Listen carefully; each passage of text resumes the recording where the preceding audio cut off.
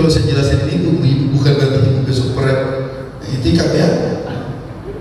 Oh, ini kan pertanyaan titipan istri beliau. Ada seorang sahabat bertanya, kata sahabat perempuan bilang begini, ya Rasul, saya tuh iri dengan kaum laki. Kenapa? Kaum laki itu budak pahala. Mereka sholat Jumat, kami enggak. Benar nggak? Kaum laki diwajibkan sholat Jumat, kami enggak. Dia dapat pahalanya gede, kami mahal. Kaum laki-laki disuruh berjihad, berperang, matinya aja jadi syahid. Kita nggak boleh. Terus gimana? Kita pengen dapat pahala yang sama dengan laki-laki. Apa jawaban Rasul? Ibu mau usah jihad,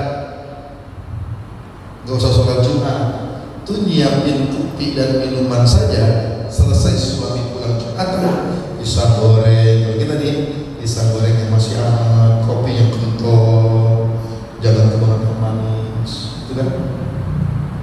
Itu aja pahalanya sama dengan sholat Jumat. Jadi ibu mah kerjaan itu aja dah, nyeduh kopi, goreng pisang. Itu pahalanya sama dengan Jumat. Satu. Yang kedua, yang berjihad, kata Rasulullah, kamu lebih enak sebetulnya. Kalau laki-laki berjuang di medan perang, berhadapan dengan senjata, terus senjata di tangan masing-masing, taruhannya nyawa, kamu nggak perlu membunuh senjata. Asal kamu taat sama suaminya, tidak maksiat sama kepada Rasul, pahala kamu lebih gede dari jihad itu sendiri. Yang penting taat sama laki. Ibu bakal kerjanya dikit, ibu mah gak wajib masak. Bener jujur saya bilang, masak itu bukan kewajiban ibu. Maka mulai besok berhenti, karena bukan kewajiban. Nyuci bukan kewajiban ibu, nyuci itu bukan kewajiban ibu. Bukan. Cari dalilnya, tunjukin sama saya bahwa salah satu kewajiban istri nyuci. Enggak, cari. Enak kan? Enak kan? Gosok tuh, nyetrika, itu bukan kewajiban ibu. Ibu mah gak ada kewajiban ibu. Kewajiban ibu cuma satu, taat sama suami. Suami lapar, masak. Begitu. Suami pengen rapi pakaiannya, gosokin, cuciin. Kalau nggak mau juga, cari pak yang mau nyuciin, yang mau masak. Udah repot-repot amat. Kita makan pendek rambut banyak langka, bener nggak? Bu, dengerin tuh. Jadi kerjaan ibu mah nggak berat, tapi pahalanya lebih gede dari suami. Sama istri kayak ikut berjamaah di masjid untuk iktikaf, mengizinkan suaminya pergi ke masjid iktikaf. Asal beneran iktikaf, bukan tempat tidur. Tuan ke masjid mau berangkat kemana pak? Mau iktikaf. Pulang-pulang udah mau sahur. Ya jangan juga benar-benar iktikaf, dikir, baca Quran dan segala macam. Maka apa yang kita lakukan? Istri ke bawah kebaikan. Apalagi istri ingetin, pak ini sudah 10 hari terakhir Ramadan. Iktikaf pak. Rasulullah aja ngecengin perutnya, ngepesin perutnya dengan memperbanyak iktikaf di masjid, kurangin makannya, kurangin tidurnya di 10 hari terakhir Ramadan. Itu diingetin. Kata Rasulullah sedekah, falahu ajrun wa ajru man amila bihi. Siapa orang yang menunjukin satu kebaikan dan orang lain melakukan kebaikan itu, maka ini beroleh pahala sama seperti orang yang melakukan. Ibu nunjukin suami, ingatin untuk iktikaf. Ibunya gak iktikaf, malah tidur di rumah, mempersiapkan masak untuk makan sahur. Maka apa yang ibu lakukan dengan mengingatkan suami lalu suami tergerakkan untuk iktikaf, apa yang dikerjakan suami, maka ibu ketahuan pahala. Bu, enggak, itu beban dia sendiri. Tapi kalau ibu nggak sholat, suami nggak marah, dosa marah.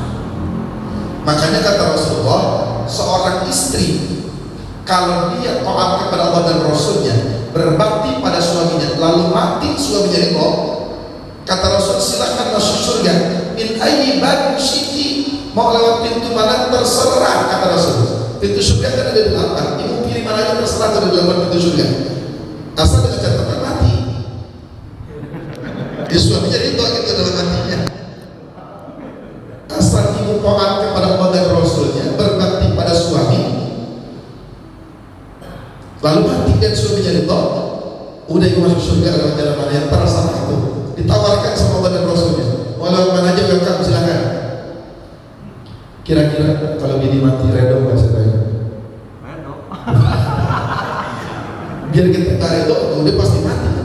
Mereka apa dengan dia tega bangun sampai ke Sorong, redo ini. Seorang istri meninggal, suaminya ketika orang banyak nelayan semua, keluarga besar dari istri hadir di situ semua, suaminya malah melakukan aksi yang dianggap tidak wajar. Kenapa? Jenazah istri dilangkahi terus ulang-alik, di tengah orang sedang membacakan doa dan baca yasin dan lain sebagainya. Suaminya malah melangkahi mayat. Keluarga istri marah, dimarahin sampai kata pihak keluarga istri, kalau istri punya dosa sebesar apa, maaf ini udah meninggal. Kasihan perjuangan dia pernah sakit kamu hidup bersama kami, dia pernah melahirkan anak-anak kami, dia pernah menyusuinya, pernah membesarkan, udah maafin. Apa kata suami? Saya melakukan ini karena pesan dia.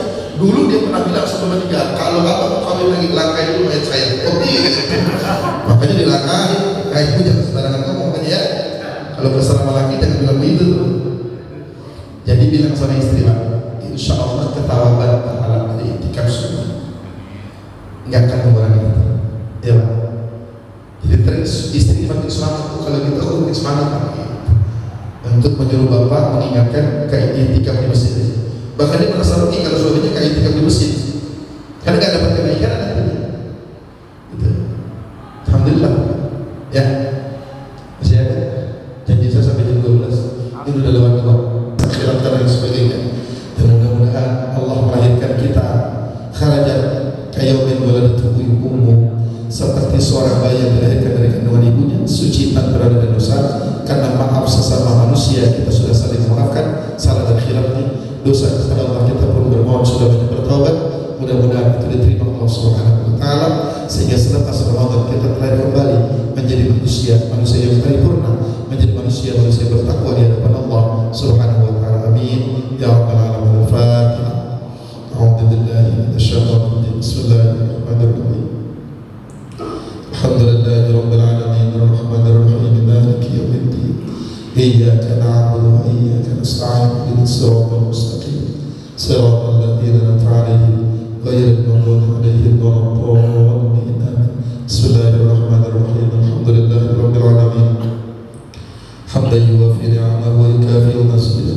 Ya Rabbana lakal hamdu kama yanbaghi li jalali wajhikal karim wa li'azimi sultanik. Allahumma salli ala sayyidina Muhammad wa ala sayyidina Muhammad. Rabbana la tad'a lana wa li walidayna wa li jami'i asatidina fi masjidika hadha dhanban illa ghafarta wa la hamman illa farajta wa la 'ayban illa satarta wa la maridan illa shafaita wa la daynan illa qadayta wa la kahilan illa 'allamta wa la mu'asiran illa yassarta wa la dhalaman illa nawwarta wa la dhallan illa hadaita ولا ميتا إلا رحمته ولا حاجة من حوائج الدنيا والآخرة إلا قضيتها ويسرتها وباركتها إنك على كل شيء قدير.